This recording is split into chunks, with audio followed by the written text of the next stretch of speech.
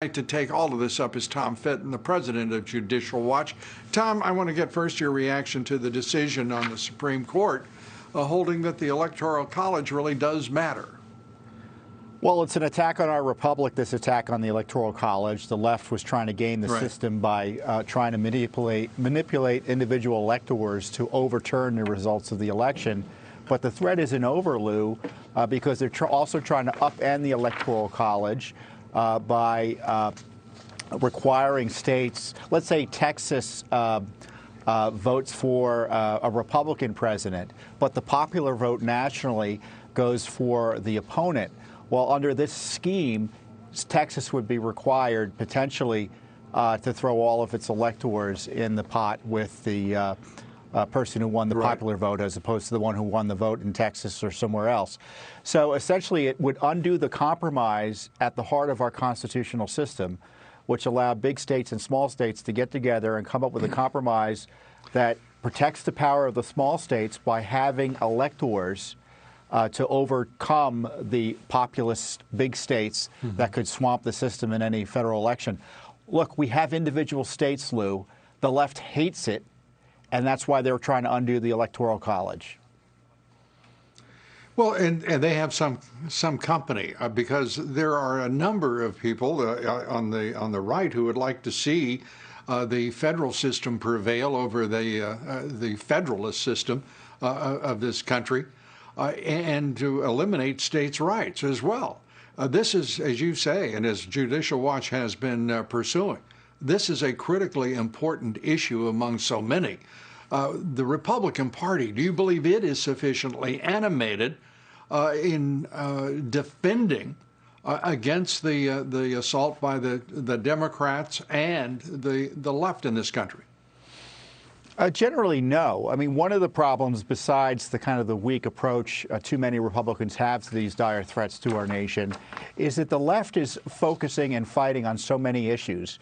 And the standard operating procedure for many Republicans and, frankly, just many regular people is, you know, we just can't fight everywhere. But they're fighting everywhere. They're fighting on the Electoral College. They're trying to swamp the mails with ballots. They had the coup impeachment against Trump. They've got violence in the streets. Lou, our republic is under attack like it's never been before.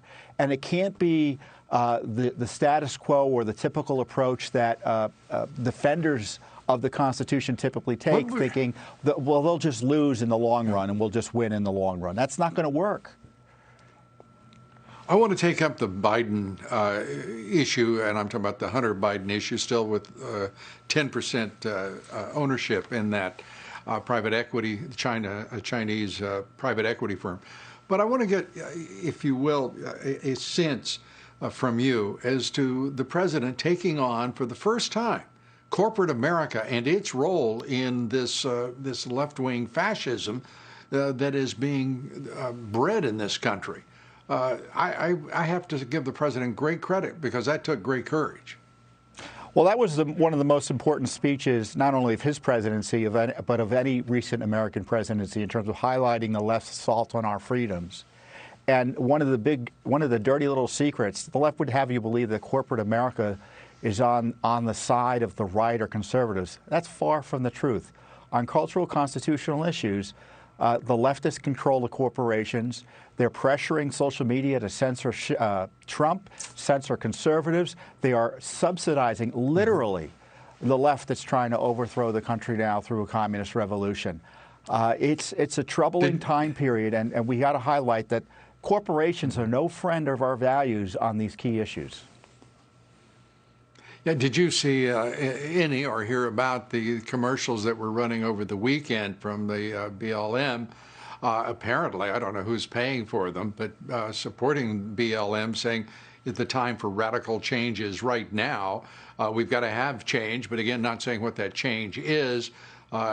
It's a 30-second commercial, but the time for change is now. I mean, watching television over the weekend just a bit. I mean, everybody is preaching something.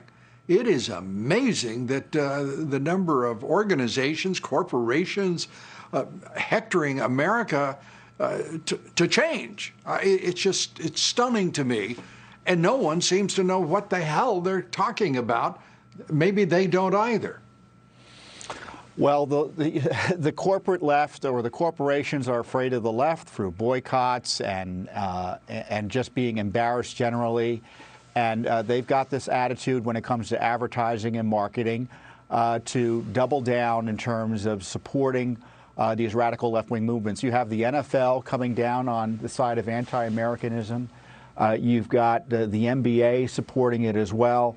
It's a terrible situation, and it's up to Americans to say no to it. You just can't let it slide by because we'll lose our country before we know it.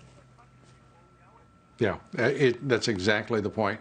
I want to take up Hunter Biden, but we're up against a hard out. So, Tom, I'm going to do something I hate to do, impose on you to stay with us through this commercial break to take up Hunter Biden and all that Judicial Watch has done in pursuing the truth of his situation. We're back with Judicial Watch's Tom Fitton. Tom, we find out that Hunter Biden still owns 10% of that Chinese private equity firm. Your thoughts? Well, Joe Biden has a China problem.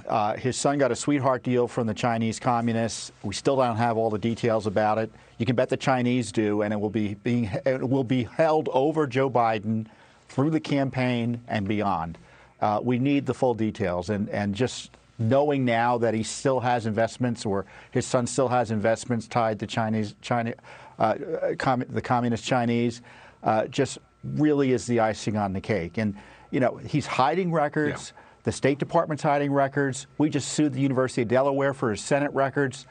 Joe Biden has a public record that, frankly, still isn't public, which is a big problem.